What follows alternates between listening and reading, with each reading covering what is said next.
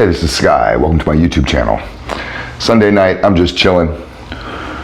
Let's just tell some stories. I was hanging out with my brother earlier. This very story came up.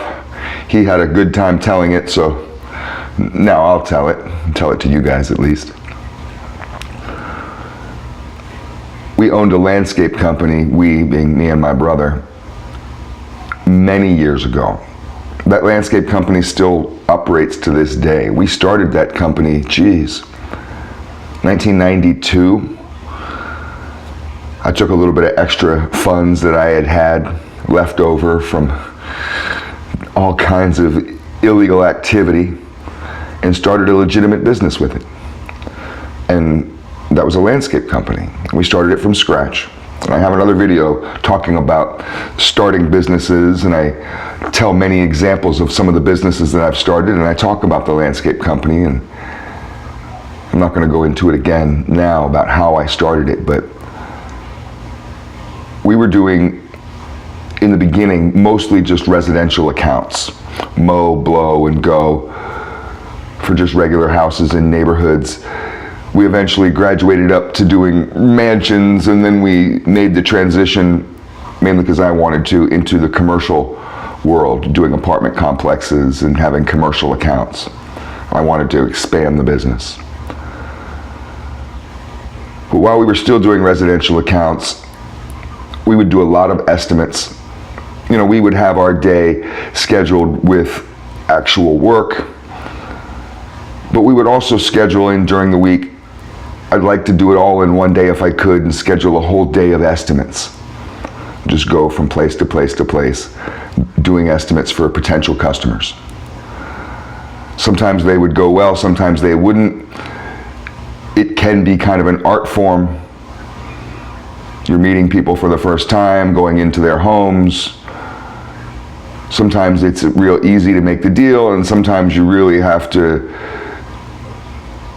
jump through hoops. I've had people that they want proposals and things like that.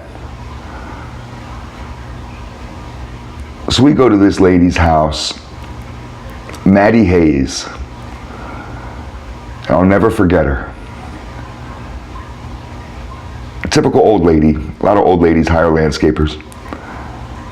She lived in a very nice part of town. Wasn't rich or anything, but it was a very residential, safe, family-oriented, nice part of town. Medium-sized houses, all built like in the 50s, those kind of places. Now this was back in the old days in California when we had a massive drought, and drought-tolerant landscaping was all the rage. So a lot of people were getting their places converted. They would get their lawns taken out, remove the lawn. Imagine that. Just remove the lawn. And it wouldn't just be a dirt farm, because that would be awful. So then they would just cover it in rocks, and you'd see these yards with just white rocks. There'd be no lawn, it would just be white rocks, and maybe there'd be a little line of rose bushes around the edge or something, and the place looked terrible. And I like a nice green lawn, but this was back in the drought days. Some of those jobs would be so easy. You go and pick the weeds out, maybe just spray some Roundup and be gone. They're really just paying you to make an appearance. And she had one of these types of houses. So she had a couple fruit trees in the back that poked out of the rock garden. Basically, she was a mid-70s, early 80s elderly woman, overweight, who could function, and she didn't have a nurse or any helper on the premises when we showed up, but that doesn't mean that she didn't have that at some point during the week or the day, but she seemed like she had a little bit of trouble functioning, but she could get along. She answered the door, let us in, showed us the area, which was mainly the backyard, and then we sat down in the living room, and she told us that she was interviewing landscapers all day, and when we showed up, me and my brother, we knock on the door, and two other guys answered the door because they were on their way out. And they said, oh, well, she's in there. And I had never seen them before. I had known a lot of the other landscape companies in town, but we're nice. I don't care about competition. If they get the job and we don't, hey, who cares? So they walk out, we go in, and we're sitting down in the living room after we see the place. I tell her how much I would charge her. She seemed to say that that was an acceptable rate. And then came the test. There was this weird test. So she's very overweight and she's old. And she wasn't crippled, but she was having health problems, but she could still function. The main problem with her, and I guess it was because of her weight and maybe whatever other health problem, was that she had the most nasty feet.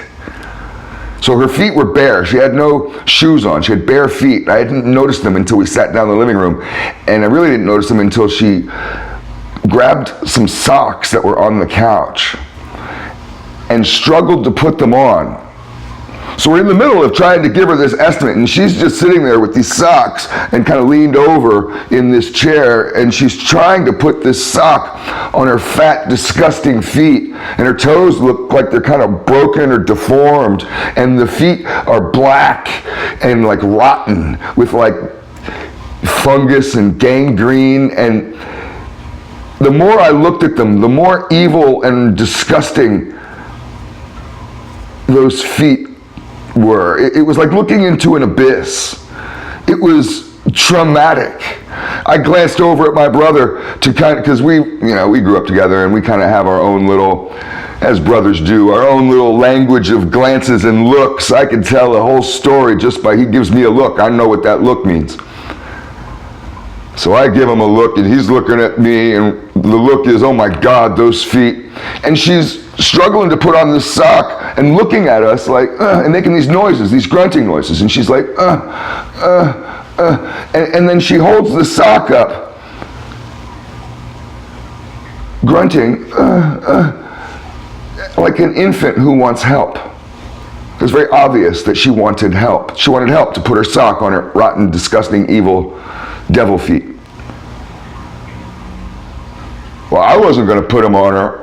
No way, man. I look over at my brother and he gave me the look like, no way. I'm not doing it. I'm not doing it either. So we just sat there and watched her struggle. And she's just like, we watched this poor old lady, this crippled old lady struggle. We did not help her.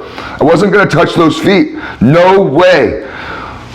We got up and left. As she's struggling to put on the socks, and we realized right there, okay, we blew it. We didn't help her put the sock on. That was the fucking test. I bet you she did that to every single people that came by.